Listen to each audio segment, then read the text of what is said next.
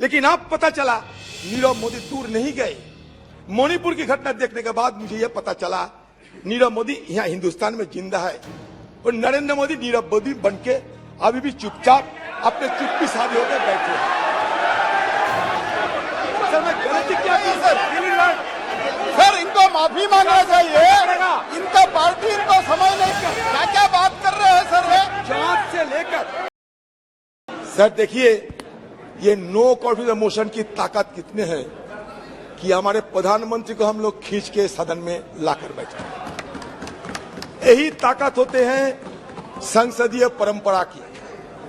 हम ये no confidence motion आने के लिए कोई सोचा भी नहीं था, लेकिन हम बार बार ये गुहार लगाते आए थे कि कम से कम हमारे देश की प्रधानमंत्री सदन में आए और मणिपुर की मुद्दे पे हम बोलने का पहले कुछ बोले। ये सिर्फ हमारा मांग थी और कुछ नहीं। हमारा मांग कोई बीजेपी नेता से नहीं, हमारी मांग थी हिंदुस्तान की प्रधानमंत्री से, जो लाजमी है क्योंकि हम भी ये सदन की मेंबर है। लेकिन पता नहीं प्रधानमंत्री जी क्यों इतना आड़े हुए थे कि सदन में ना आने की शपथ ले चुकी थी। तो इसी के चलते मजबूरन हमें भी ये संसदीय जो औजार इस्तेमाल करने की गुंजाइश है, ये संसदीय औजार को इस्तेमाल करते हुए हमें अविश्वास प्रस्ताव लाने पड़ी। ये अविश्वास प्रस्ताव लाने की पीछे सबसे बड़ा वजह है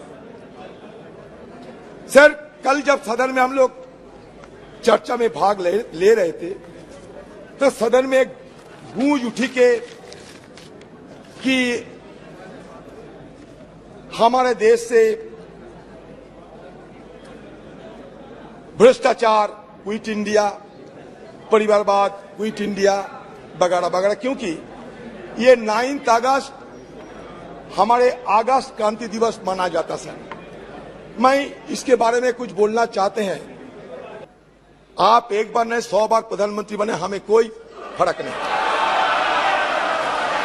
इसमें हमें कोई लेना देना नहीं। हमें लेना देना भारत की आम जनता के साथ। जब मणिपुर गए तो मणिपुर की दशा देखा हमने, और दशा देखने के बाद हमें जरूर यह महसूस हुई कि कम से कम देश की सबसे बड़ा मुखिया होने के नाते प्रधानमंत्री जी को एक बार मणिपुर के आम वासियों के लिए कुछ संदेश देना चाहिए। कुछ संदेश देना चाहिए थे, शांति की कोई पैगाम लेकर प्रधानमंत्री जी को खुद कोई कार्रवाई करना चाहिए थे। कम से कम आपकी तरफ से एक बार मणिपुर के लोगों को अपना मन की बात रखना चाहिए थे। सर ये मांग कोई गलत मांग नहीं है, मणिपुर के आम लोगों की मांग था। सर शेक्सपियर की एक मैकबेथ एक लेख है। मैकबेथ को सर ये टायरेंट कहा जाता था, एक टायरेंट किंग मैकबेथ, अत्याचारी राजा।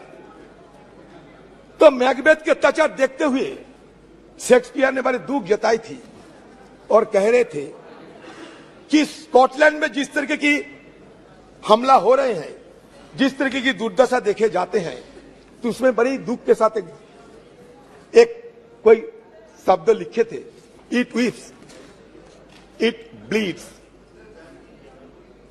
And each day a gas is added to the wound. Each new morning, new widows howl, new orphans cry, new sorrows strike the heaven in the face. हमें भी लगा कि मणिपुर की हालत ऐसा ही है, जहां लोगों की मन में कोई चैन, शांति कुछ नहीं थी। सारे मणिपुर, यही तो बात है, आप समझ नहीं सकते। अनारस के साथ बेनारस की तुलना मत किया करो, चाना के साथ बेदाना की तुलना मत किया करो, बुलक के साथ हिलक की तुलना मत किया करो। इसलिए नहीं, क्योंकि हमारे प्रधानमंत्री जी जिस दिन मणिपुर के मुद्दे पे बोलना चाहिए था, कहां से छत्तीसगढ़ लाए, कहां से राजस्थान लाए, कीजिए ना। लेकिन मणिपुर की दंगा ये कोई छोटी मोटी बात नहीं है। मणिपुर की दंगा एक जाति दंगा के रूप में, एक सिविल वॉर की तरह सारे देश दुनिया में चर्चा के मुद्दे बन गए। आप जब यूरोप में गए थे, फ्रांस में, जहां आपको पुरस्कार मिला था, खुशी हुई हम लोग, आपको नवाजा गया बहुत बड़ा पुरस्कार में। उस समय भी यूरोपियन पार्लियामेंट में ये मणिपुर की मुद्दा चर्चा में थे, अमेरिका में भी ये मुद्दा चर्चा में थे। तो हमारी तरफ से ये बार बार समझाने की कोशिश ये किए गए थे कि Manipur issue cannot be confined to any state और any nation. It has already assumed a global dimension. That is why Prime Minister intervention is indispensable, is called for. That was our argument. There is no harm of it. Sir, बात यह है कि मणिपुर में क्या देखा? मणिपुर में हमें देखा कि हमारे घर की मां बहनों को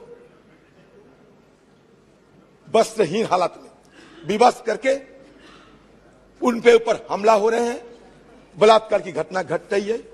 तो मुझे एक बार ये बोलने का इच्छा हो रहे हैं कि जब राजा अंधा रहते हैं, धृतराष्ट्र जब अंधा रहते थे, उस समय द्रौपदी की वस्त्रण हुई थी। आज भी राजा अंधे बैठे हैं, हजारों करोड़ रुपया लूटकर नीरव मोदी भागे थे, किसी ने उनको पकड़ नहीं सके। हमारे एनडीए सरकार की इतना ताकत, उन्हें छू नहीं सके। वो कैरिबियन समुद्र की बीच में मस्ती करते देखा जाते हैं, जो मर्जी वो कहते रहते। तो मैंने सोचा कि नीरव मोदी सारे जिंदगी के लिए हमारे से दूर चले गए। लेकिन अब पता चला नीरव मोदी दूर नहीं गए। मणिपुर की घटना देखने के बाद मुझे यह पता चला नीरव मोदी यहां हिंदुस्तान में जिंदा है, और नरेंद्र मोदी नीरव मोदी बनके अभी भी चुपचाप अपने चुप्पी साधे होकर बैठे हैं।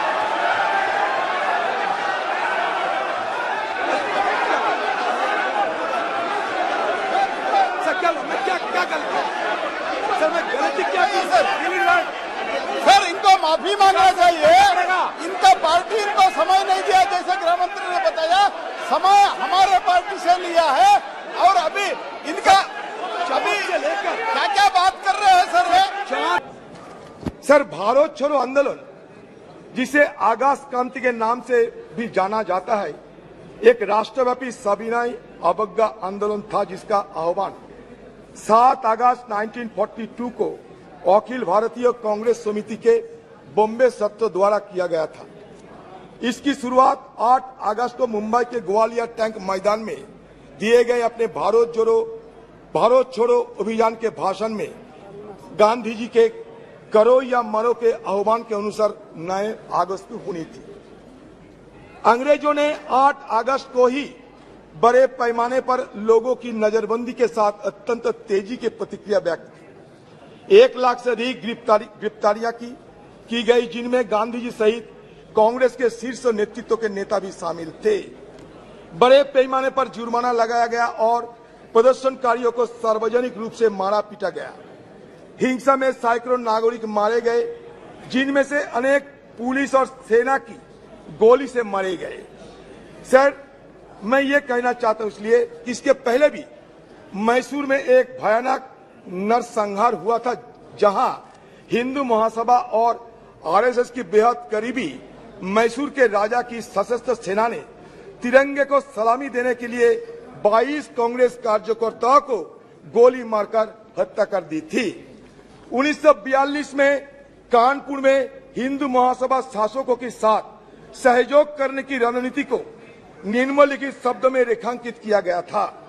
हिंदू महासभा को मानना है कि समस्त व्यवहारिक राजनीति का प्रमुख सिद्धांत अंग्रेजों के साथ उत्तरदायी सहयोग की नीति है। उत्तरदायी सहयोग की नीति जो बिना शर्त सहयोग से लेकर सक्रिय और यहां तक कि सशस्त्र प्रतिरोध तक देशभक्ति के क्रियाकलापों के संपूर्ण क्षेत्र को कवर करती है। समय की जरूरतों, हमारे निपटान में संसाधनों और हमारे राष्ट्रीय हित के निर्देशों के अनुसार खुद को अनुकूल बताती रहेगी। सर इसके साथ साथ व्यावहारिक राजनीति में महासभा जानती है कि हमें उचित समझौता के माध्यम से आगे बढ़ना चाहिए। इस तथ्य का प्रमाण यह है कि हाल ही में सिंध में निमंत्रण पर सिंध हिंदू महासभा ने गठबंधन सरकार चलाने के लिए मुस्लिम लीग के साथ हाथ मिलाने की जिम्मेदारी ली थी।